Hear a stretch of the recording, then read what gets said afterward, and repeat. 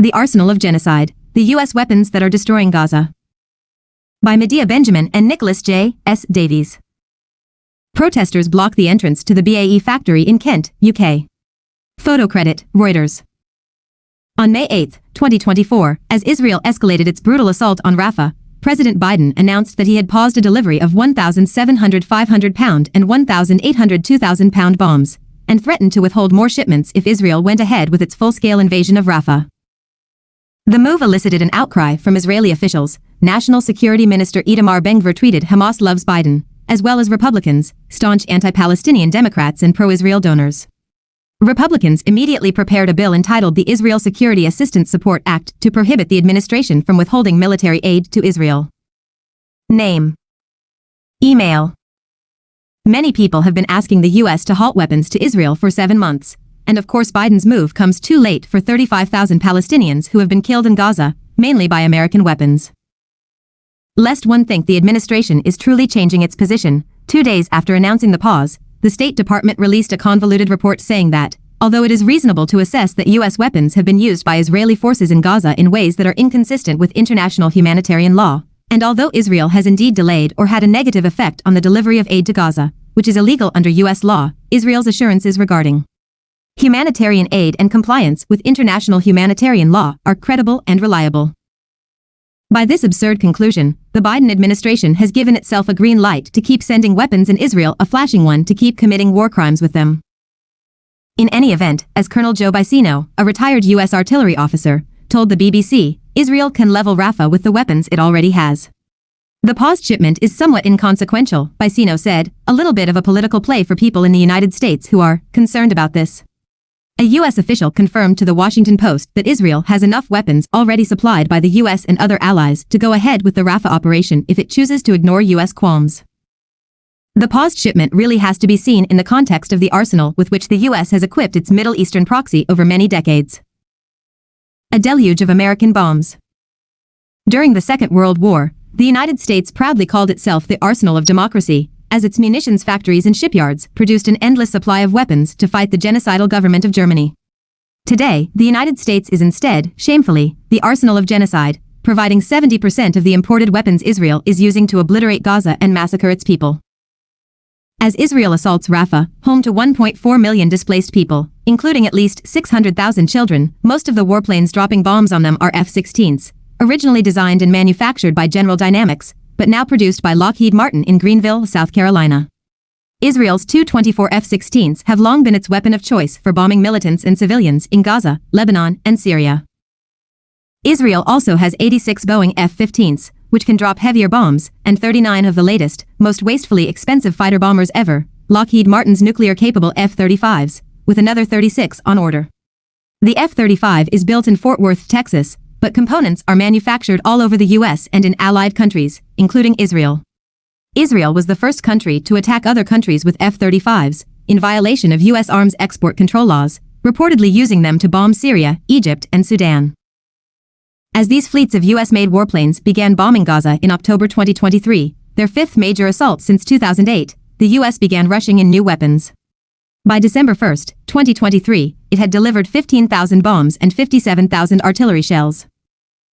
The U.S. supplies Israel with all sizes and types of bombs, including 285-pound GBU-39 small-diameter glide bombs, 500-pound Mk-82s, 2,000-pound Mk-84s and Blue 109 bunker busters, and even massive 5,000-pound GBU-28 bunker busters, which Israel reportedly used in Gaza in 2009. General Dynamics is the largest U.S. bomb manufacturer, making all these models of bombs.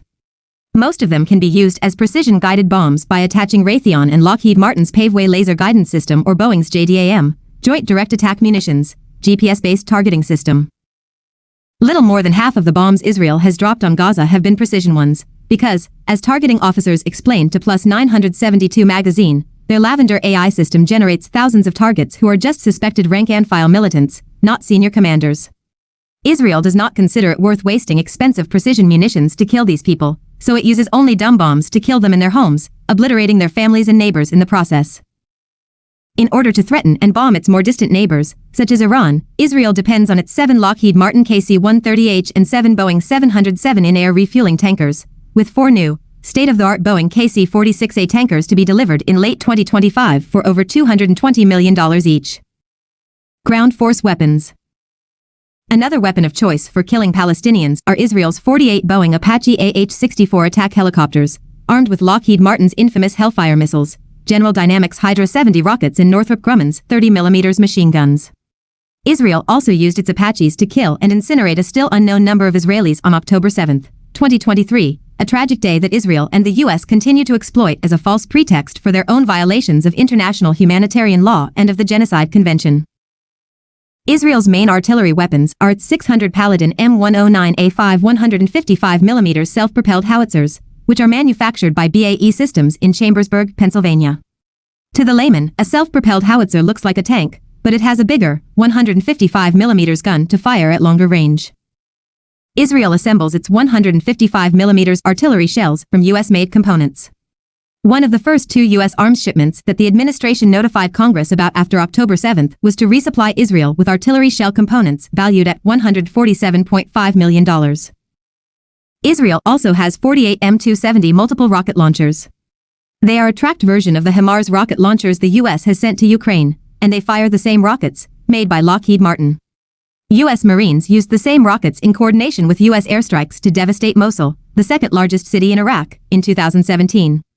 M270 launchers are no longer in production, but BAE Systems still has the facilities to produce them. Israel makes its own Merkava tanks, which fire U.S.-made tank shells, and the State Department announced on December 9, 2023, that it had notified Congress of an emergency shipment of 14,120mm tank shells worth $106 million to Israel.